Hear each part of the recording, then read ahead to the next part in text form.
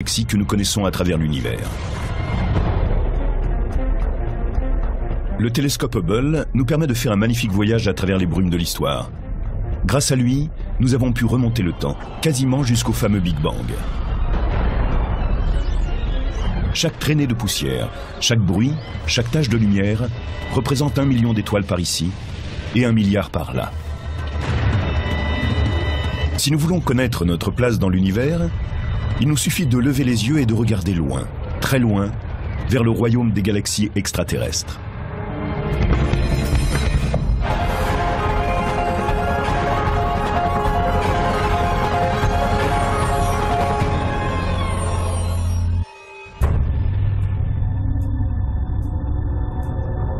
La nôtre est un monde de mouvement, d'expansion, de lumière et d'obscurité.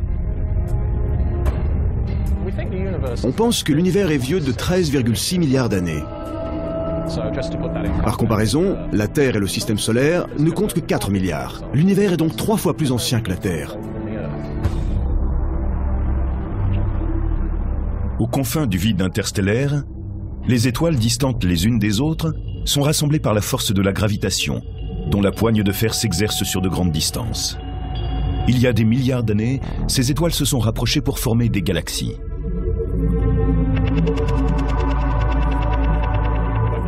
Une galaxie est un rassemblement de centaines de milliards d'étoiles. Elles sont éloignées les unes des autres et ne se touchent jamais. Si on admet qu'elles font partie d'un même groupe, elles sont en même temps très distantes. Les galaxies me stupéfient. Ce sont des monstres. Elles sont incroyablement énormes.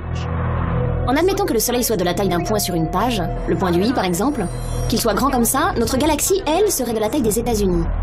Elles sont gigantesques. Les astronomes ont toujours su que ce ruban d'étoiles et de poussière, qui semblait encercler le ciel au-dessus d'eux, avait quelque chose de remarquable. Voici notre galaxie, une traînée blanche appelée la Voie lactée. Ce ruban de lumière formé par le scintillement de centaines de milliers d'étoiles, invisible individuellement à l'œil nu, a été ainsi nommé par les Grecs. Ils trouvaient qu'il ressemblait à un fleuve de lait, alors ils l'ont appelé la Voie lactée. Il y a une centaine de milliards d'étoiles dans notre galaxie, et des centaines de milliards de galaxies que nous pouvons observer dans l'univers. Autrement dit, il y a plus d'étoiles que de grains de sable sur les plages de notre planète.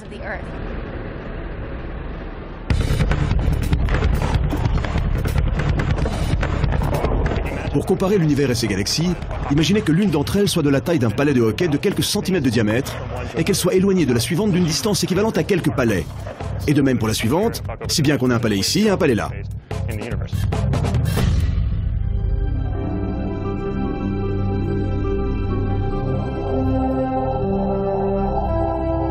Les images du télescope Hubble nous montrent la grande variété des galaxies extraterrestres. Voici la galaxie du Sombrero, connue aussi sous le nom de M104. C'est l'un des objets les plus massifs d'un groupe gigantesque de galaxies. Sa masse équivaut à 800 milliards de fois celle du Soleil. Comparé à celui de la Voie lactée, son disque présente un renflement plus important.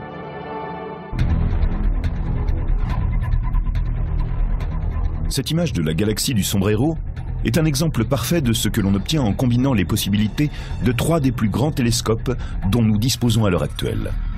L'observatoire spatial à rayons X Chandra a pris une image des rayons très puissants émis par la galaxie du Sombrero. Le télescope Hubble, lui, a pris une image optique de la lumière qui parcourt des années-lumière avant de parvenir à la Terre. Et le télescope spatial Spitzer a saisi une vue infrarouge qui montre la chaleur dégagée par la galaxie du Sombrero. Assemblées, ces 3 images nous donnent un aperçu étonnant et tout à fait inoubliable de cette formation située à 28 millions d'années-lumière. Voici M51, une galaxie spirale ou tourbillon dont les bras spiraux s'enroulent en vrille comme une barbe à papa.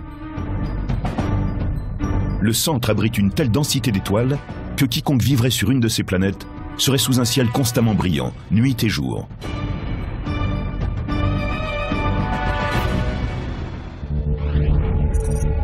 Centaurus A est une galaxie qui émet d'énormes quantités d'ondes radio. On peut la considérer comme une station radio interstellaire. Elle envoie en permanence un signal à travers l'univers, chaque jour et toute la journée. C'est la plus proche de ce qu'on appelle les galaxies actives, c'est-à-dire celles dont les noyaux dégagent d'énormes quantités d'énergie. Voici une image du champ ultra-profond d'Hubble, HUDF JD2. Obtenue à partir du télescope spatial Hubble, elle nous montre combien l'univers est vaste et comment ces espaces lointains sont loin d'être vides. En observant jusqu'aux confins de l'univers, vous remontez le temps. Vous retournez jusqu'au moment où elles étaient jeunes, où elles n'avaient que quelques pourcents de leur âge actuel. Le champ ultra-profond d'Hubble permet comme une percée dans le temps. Il nous montre les galaxies telles qu'elles étaient avant que nous n'existions, avant même le système solaire et bien sûr avant la naissance de la Terre. Celle-ci est âgée de 4 milliards d'années et les galaxies de 13 milliards. La lumière les a désertées avant même la formation de notre planète. La grande galaxie qui est la plus proche de la Terre, la galaxie d'Andromède, est distante de près de 2 millions d'années-lumière. Donc la lumière venue d'Andromède met 2 millions d'années pour arriver chez nous. Si bien que quand on observe cette galaxie, on la voit telle qu'elle était il y a 2 millions d'années. Et c'est une des plus proches de nous. En regardant plus loin dans l'espace, on remonte plus loin dans le temps.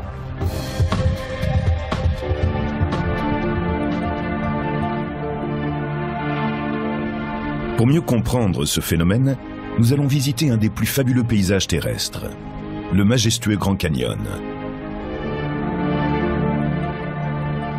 Quand vous regardez les couches en partant du haut vers le bas, vous voyez des pierres de plus en plus vieilles. Donc on peut dire quel était leur environnement. Ainsi, on peut découvrir l'histoire géologique de cette région et ce qu'était notre planète il y a des millions d'années.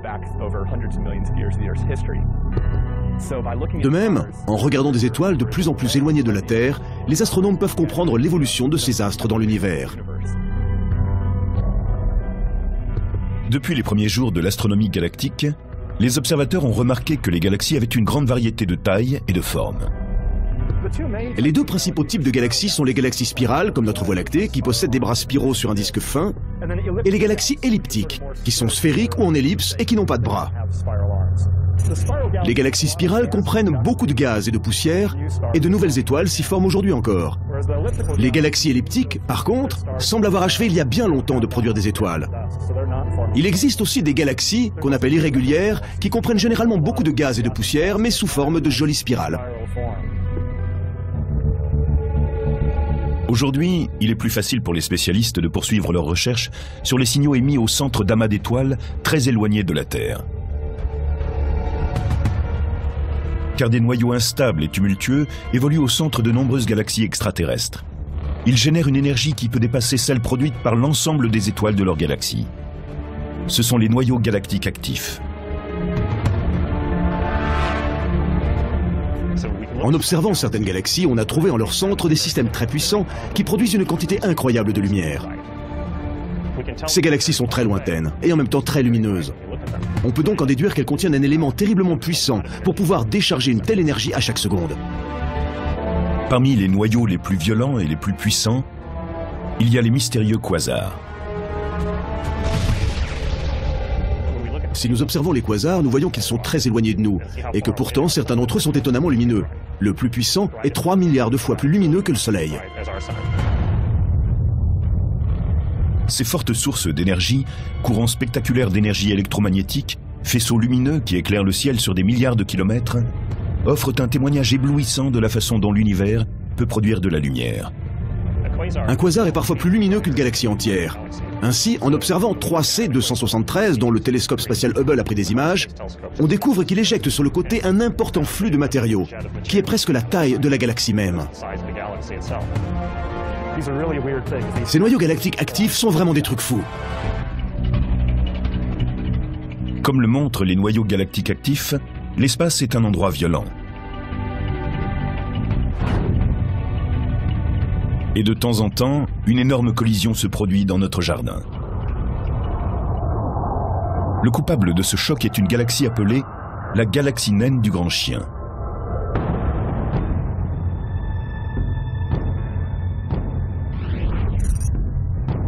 Comme le suggère leur nom, les galaxies naines sont très petites, ce qui les rend encore plus difficiles à détecter.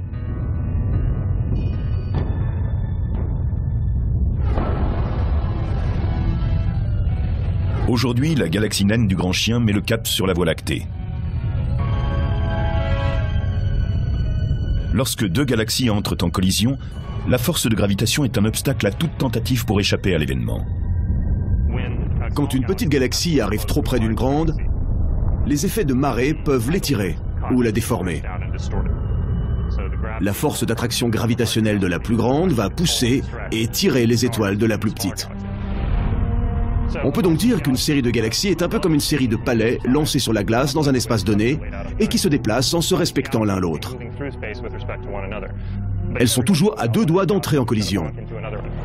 Maintenant, quand cela arrive, la galaxie est déformée et étirée. Car celles-ci sont solides.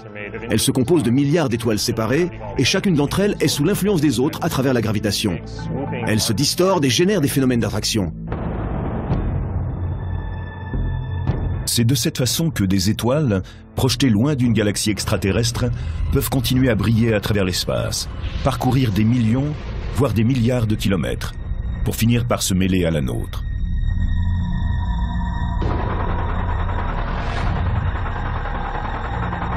Mais pourquoi ces étoiles avancent-elles ainsi, lentement, pour se rassembler? Comment la matière et la masse de l'univers ont-elles fusionné pour former ces structures spectaculaires?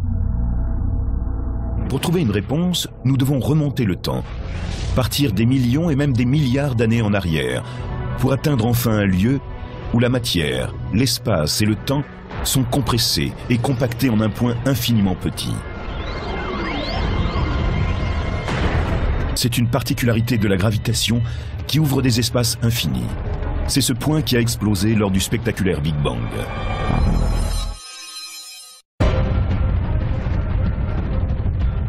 Il y a longtemps, la matière et l'énergie qui composent les galaxies extraterrestres n'étaient pas très éloignées.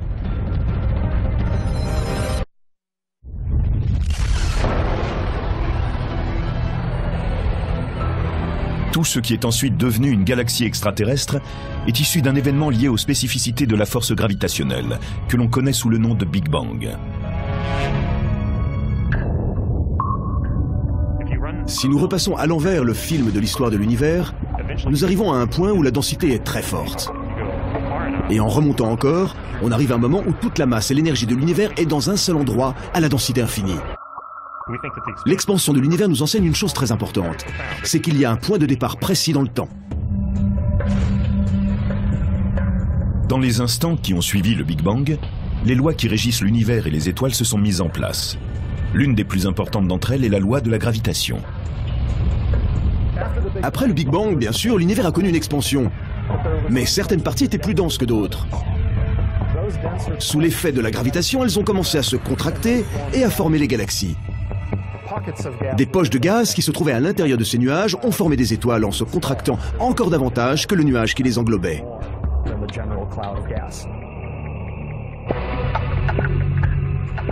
Il a fallu des centaines de millions d'années pour que la première galaxie soit entièrement formée. Nous ne savons pas exactement quand cela s'est produit. Nous avons cerné un laps de temps qui va de 500 milliards d'années jusqu'à 1 milliard d'années après le Big Bang. C'est au cours de cette période que nous pensons que les premiers objets ont commencé d'exister. Mais nous n'avons toujours pas découvert le moment précis où il n'y avait pas de galaxie. Pour en apprendre davantage sur les galaxies extraterrestres, il faut d'abord résoudre les nombreux mystères qui entourent encore la place de la Voie lactée dans l'univers. Quand nous regardons notre galaxie, la difficulté est d'aller vers l'extérieur. Nous ne pouvons voir que ce qui est visible de l'intérieur. De plus, la poussière et les gaz obstruent notre champ de vision, si bien qu'à partir de notre position dans la Voie lactée, nous ne pouvons pas voir des points éloignés dans toutes les directions. Nous pensons que la Voie lactée est une galaxie spirale barrée.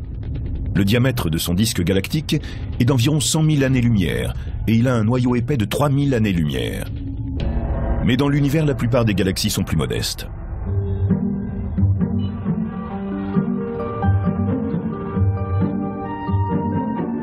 La Voie lactée et un certain nombre de galaxies extraterrestres ressemblent à des villes avec un noyau central dense et des banlieues plus espacées.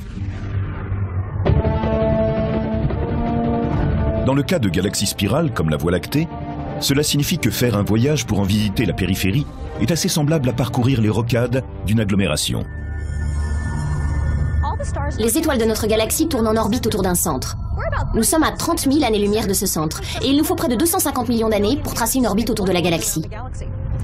Les étoiles suivent chacune leur orbite et se déplacent ainsi autour de la galaxie. Mais comment naissent ces magnifiques bras spiraux que nous voyons? Ils correspondent à une région où les étoiles de la galaxie sont un peu plus denses qu'ailleurs. Elles sont un peu plus ramassées. Certaines étoiles se déplacent à travers ces ondes de densité, certaines en sortent, mais l'onde de densité demeure et c'est le bras spiral. Pendant longtemps, on ne comprenait pas ce qui produisait les bras spiraux. Mais en fait, cela ressemble beaucoup aux embouteillages qui se forment sur une rocade. Un événement, une rencontre gravitationnelle survient qui ralentit une étoile. D'autres ralentissent par voie de conséquence et tout d'un coup, vous avez un embouteillage. Les galaxies semblent former naturellement ces ondes de densité en spirale.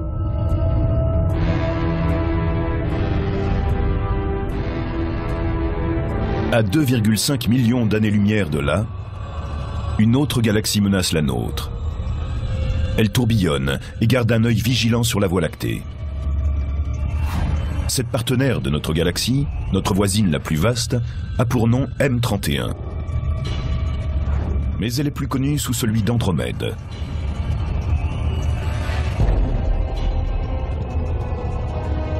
Andromède est de la même taille que la Voie lactée. Elle a un diamètre d'environ 100 000 années-lumière. C'est une galaxie spirale.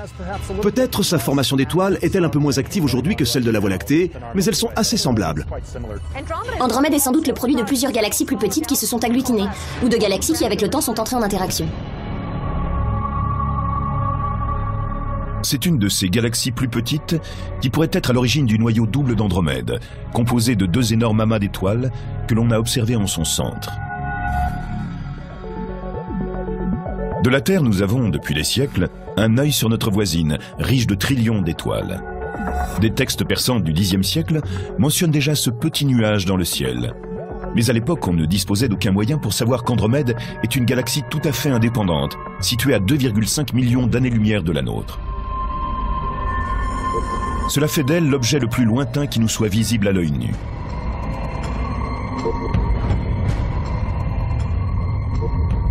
La Voie lactée est capable d'absorber l'impact provoqué par la collision avec une galaxie naine. Un clash avec la galaxie d'Andromède semble inévitable, mais il changerait à tout jamais le paysage galactique.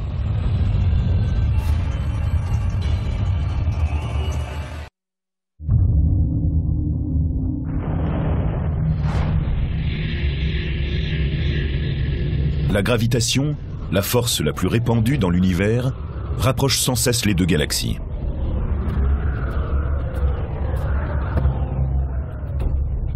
Dans un avenir lointain, ces deux titans entreront un jour en collision. Quand vous observez la Voie lactée et Andromède, qui est la galaxie la plus proche de nous, vous voyez qu'elles se rapprochent à une vitesse assez stupéfiante, de plusieurs centaines de kilomètres par seconde. À l'heure actuelle, elles sont très éloignées, mais dans plusieurs milliards d'années, elles seront toutes proches et une collision semble inévitable.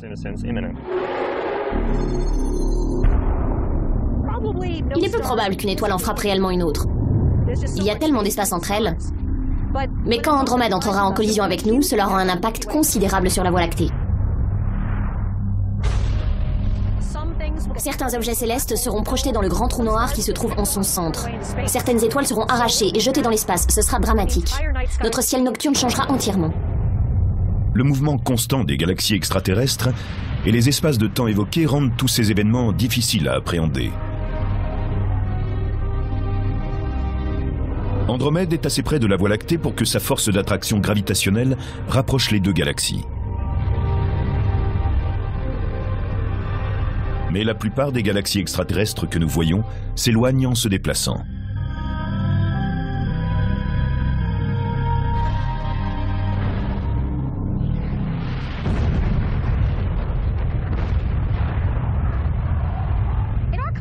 Pour utiliser une expérience connue, tout explose à partir du centre, comme dans une bombe. Maintenant, y a-t-il un centre qui soit vide dans l'univers? Sommes-nous sur une galaxie qui filerait comme un obus, loin du lieu de son explosion? Non. Et c'est cela qui est stupéfiant. Dans notre univers, l'espace même est en expansion. Chaque petit morceau d'espace, celui qui est là entre mes mains, est soumis à une pression interne qui le pousse à se dilater. C'est celle-ci qui a été détectée pour la première fois par l'astronome Edwin Hubble et qui est à l'origine d'une grande partie de l'astronomie moderne. L'univers se dilate avec le temps, et l'espace lui-même se développe. Maintenant, prenons un exemple unidimensionnel comme celui-ci. Disons que nous avons là un univers dans lequel les balles de ping-pong placées le long de ce tuyau en caoutchouc sont les galaxies. Je peux étirer le tuyau, et alors toutes les galaxies s'écartent les unes des autres. Vous voyez ? En fait, si nous concentrons notre attention sur celle qui est la plus éloignée, nous voyons qu'elles se déplacent plus vite que celles qui sont plus rapprochées. Parce qu'il y a plus d'espace entre elles. Il y a plus de tuyaux entre celles-ci et celles qui sont éloignées qu'entre celles-ci et ses voisines. Cela reflète bien ce que l'on observe avec Hubble. À un moment donné, les galaxies les plus distantes se déplacent plus vite que les galaxies voisines. Notons aussi qu'aucune galaxie ne peut se proclamer le centre de l'univers. Il est certain que du point de vue de celle-ci, les autres semblent toutes s'éloigner. Mais si je me mettais sur celle-là, je dirais de même que les autres galaxies se déplacent en s'écartant d'elle. Donc, quelle que soit la galaxie où vous êtes, vous voyez les autres s'éloigner de vous. C'est ce qui arrive dans un univers en constante expansion. Aucune galaxie ne peut prétendre être le centre de l'univers.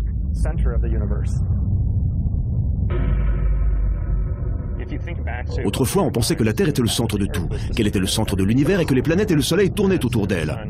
Chaque jour, les étoiles effectuaient un parcours autour de la Terre. Ensuite, on a découvert que le Soleil faisait partie des nombreuses étoiles et qu'il tournait dans l'univers. Mais la découverte d'Hubble nous a appris que non seulement notre planète était une planète parmi d'autres, que le Soleil était une étoile parmi les autres, mais aussi que notre galaxie était une galaxie parmi toutes celles qui existaient.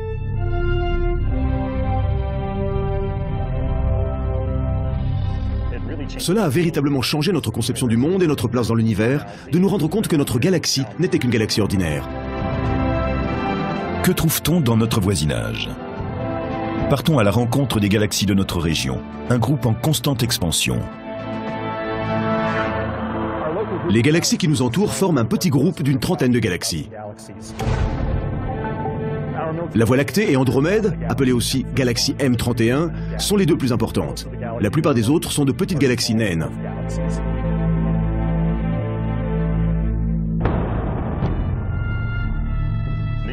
Chacune possède une collection de petites galaxies satellites qui se déplacent dans leur sillage ou tournent autour d'elles. Les deux grandes galaxies sont sous l'influence de leurs masses respectives. Donc les petites tournent autour des grandes et les grandes tournent en quelque sorte l'une autour de l'autre.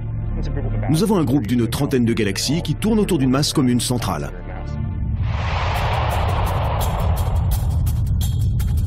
Les deux galaxies naines les plus connues de ce groupe sont appelées nuages de Magellan.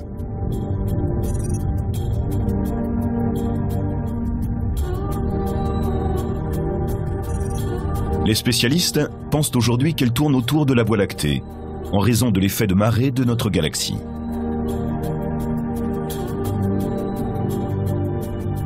La gravitation est bien entendu à double sens. On pense aussi que la force gravitationnelle de ces nuages de Magellan aurait déformé certaines parties de notre disque galactique. Après avoir mesuré l'énergie émise par les étoiles du petit et du grand nuage de Magellan, les astronomes pensent qu'elles sont d'une matière différente de celle de notre galaxie. Elles sont plus riches en hydrogène et en hélium que celles de la Voie lactée et contiennent peu de matière.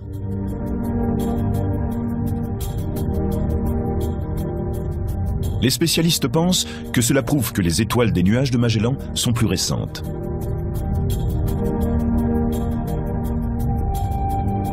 Ce balai gravitationnel entre les nuages et la Voie lactée semble durer depuis des millions d'années. Mais pendant ce temps, un autre affrontement plus mystérieux se poursuit au centre de notre galaxie.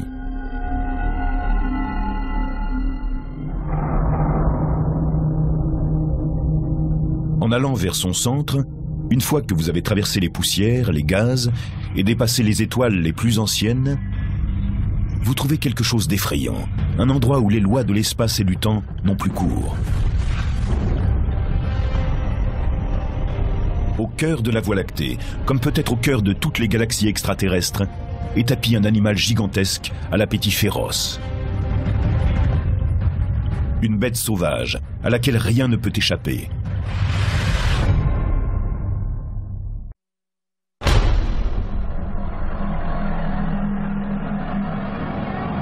Il existe là une région d'où rien n'est jamais revenu. Un point de non-retour, un immense trou noir.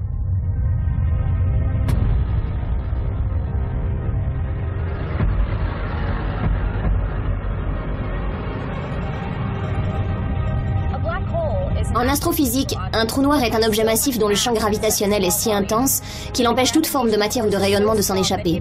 Même la lumière n'a pas suffisamment d'énergie pour cela. Les trous noirs peuvent se former, soit lorsqu'une étoile massive explose à la fin de sa vie. Le cœur de l'étoile s'effondre alors dans un trou noir.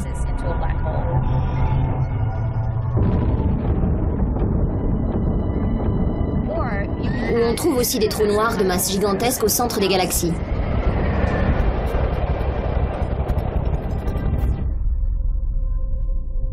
Quelle est leur masse? 3 à 4 millions de fois celle du Soleil.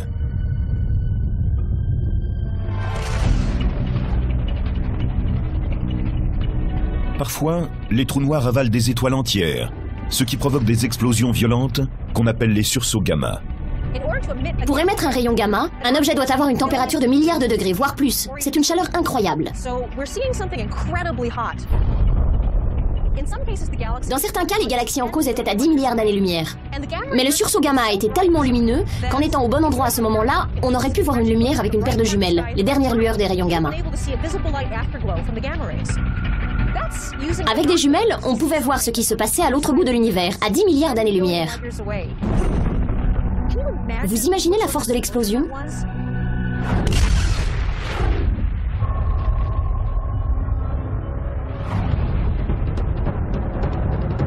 S'il y a un trou noir massif au centre de notre galaxie, des gouffres similaires se cachent-ils au centre de toutes les galaxies extraterrestres?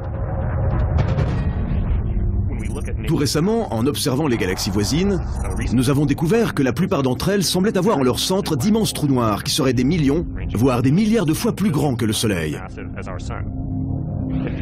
Il semble que ce soit un phénomène très répandu.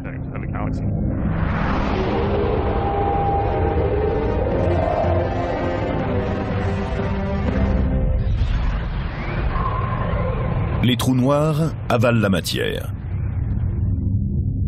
Mais moins de 1 à 1,5% de notre univers serait constitué de matière observable, telle que les étoiles, les planètes, les gaz et les poussières. Alors, que représente aujourd'hui tout ce qui a été créé à la suite du Big Bang?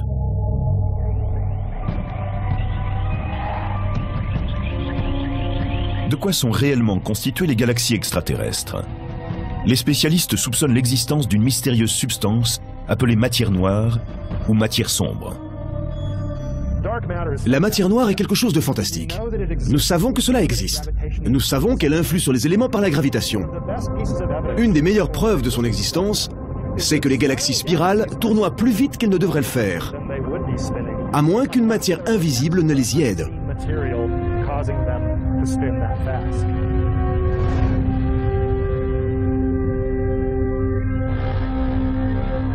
Richard Ellis, professeur à l'Institut californien de technologie, a inventé une nouvelle technique pour cartographier l'univers en 3 dimensions, y compris la matière noire. C'est le premier indice que nous avons tiré de données dynamiques. Il semble qu'il y a une grande quantité de matière noire dans l'univers. Nous pouvons aussi la déceler à travers un phénomène remarquable qu'avait prévu Einstein et qui est maintenant largement utilisé en astronomie. C'est ce que nous appelons le mirage gravitationnel. La matière noire détourne la lumière, qui passe à travers elle comme au travers d'un verre courbé. Les éléments lumineux sont détournés par la matière. Donc, quand nous observons ce phénomène, nous pouvons en déduire une forte présence de matière noire. Nous n'avons pas besoin de voir directement la matière noire. Elle ne brille pas, elle ne disperse pas la lumière, mais nous pouvons déduire qu'elle est présente en voyant son effet sur les rayons qui la traversent. Ainsi, nous savons qu'elle est là. Et nous pouvons établir des cartes qui indiquent comment elle serait partie sans même la voir. Un autre avantage du mirage gravitationnel, c'est qu'il agit comme une lentille qui magnifie les choses. Si bien que lorsqu'on regarde à travers lui, les objets sont plus grands et plus lumineux qu'ils ne le seraient sans lui. Au fond, c'est comme un télescope naturel situé dans l'espace. La matière noire joue un rôle central dans la naissance et l'évolution des galaxies. Mais il y a une autre force noire qui est en partie responsable de leur croissance. Les galaxies filent loin de nous en raison de l'expansion constante de l'univers. Mais quelle force le pousse à se dilater? Jusqu'à présent, les spécialistes peuvent seulement parler d'une mystérieuse énergie noire. Dans une certaine mesure, l'énergie noire est encore plus intrigante que la matière noire. L'énergie noire provoque une expansion de plus en plus rapide de l'univers au fur et à mesure que le temps passe. Cette expansion, amorcée dès la conception de l'univers, s'est accélérée durant ces derniers milliards d'années. Et cela à cause de l'énergie noire.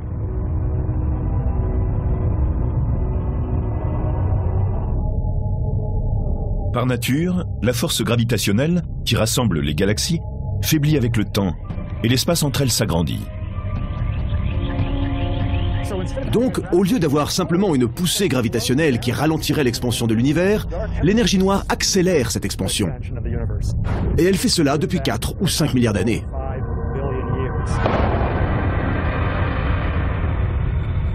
Dans quelques milliards d'années, le destin de l'univers et les conséquences de ces trous noirs, de la matière noire et de l'énergie noire sur l'humanité seront enfin évidentes.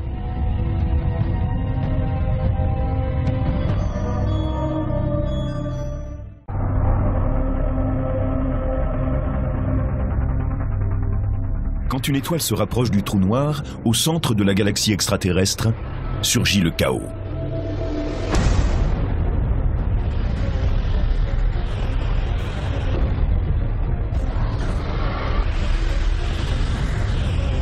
C'est une des découvertes de la mission spatiale Galex, qui a pour but de retracer l'évolution des galaxies.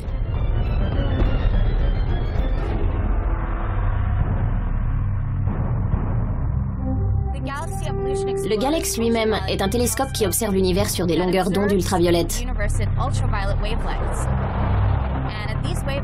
Il permet d'étudier les jeunes étoiles, ainsi que leur formation, en remontant jusqu'à la moitié de l'âge de l'univers, c'est-à-dire il y a des milliards d'années.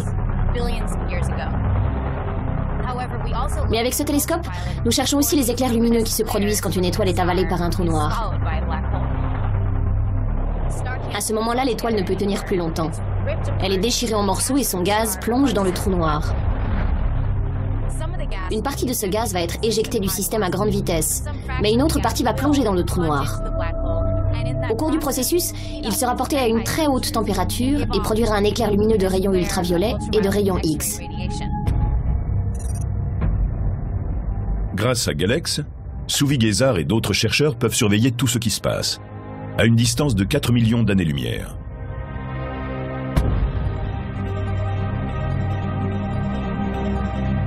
Galex, Hubble et le télescope spatial Spitzer auront bientôt un nouveau voisin, conçu pour prendre des images de galaxies extraterrestres. Le télescope spatial James Webb doit être lancé en 2013. Il est conçu pour fonctionner dans les gammes d'ondes du proche infrarouge et de l'infrarouge moyen, ce qui n'a jamais été fait auparavant.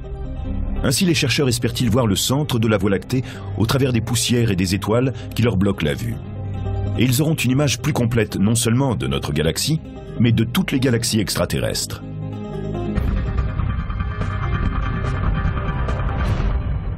Le télescope James Webb diffère du télescope Hubble pour 2 raisons. D'abord, il est plus puissant car son miroir est plus grand. Ensuite, il travaille sur des gammes d'ondes infrarouges légèrement plus fines. Ce qu'ont en commun Hubble et Webb, c'est la capacité à voir à travers les turbulences atmosphériques, qui empêchaient jusque-là les astronomes de prendre des images parfaites de 95% du ciel. L'atmosphère de la Terre est pleine de turbulences. Elle brouille les images des étoiles. Si la Terre n'avait pas d'atmosphère, nous pourrions les voir comme des points lumineux parfaitement dessinés. Mais en traversant l'atmosphère, la lumière se déforme et devient une tache confuse. Il y a 2 façons de résoudre le problème. L'un consiste à aller dans l'espace. L'autre est de fixer le télescope au sol et d'effacer les effets des turbulences. C'est une technologie qu'on appelle l'optique adaptative. Le système d'optique adaptative prend des images d'une galaxie grâce aux reflets lumineux renvoyés par un autre objet éclairé, comme une grande étoile proche. Pour effectuer un relevé d'optique adaptative, vous avez besoin d'une étoile très grande parce que vous faites vos mesures de l'atmosphère 100 ou 1000 fois par seconde. Il vous faut donc observer un objet très vaste. Dans des lieux comme l'observatoire Keck à Hawaï, les systèmes d'optique adaptative utilisent un rayon laser pour créer la lumière nécessaire aux prises de vue. Vous pouvez le diriger vers n'importe quel point du ciel. Et au lieu de n'en voir qu'1%, vous en verrez quasiment la totalité. Et vous disposerez d'une très haute résolution d'image. Ainsi, grâce à l'optique adaptative, vous faites des images 10 à 20 fois plus précises à partir du sol. Ce n'est qu'un des outils conçus pour ramener sur Terre des données fantastiques sur les galaxies extraterrestres.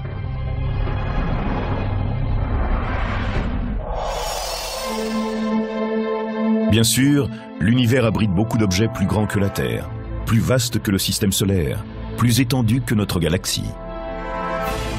Quand on se rend compte que la Voie lactée n'est qu'une des centaines de milliards de galaxies de l'univers observable, on se sent tout à coup une petite partie de quelque chose de beaucoup plus vaste que notre planète Terre. Qu'on le veuille ou non, notre place dans l'univers correspond à un point qui serait sur un point, qui serait lui-même sur un autre point, situé sur un minuscule oasis de vie bleu-vert qui flotte dans le vaste océan des galaxies extraterrestres.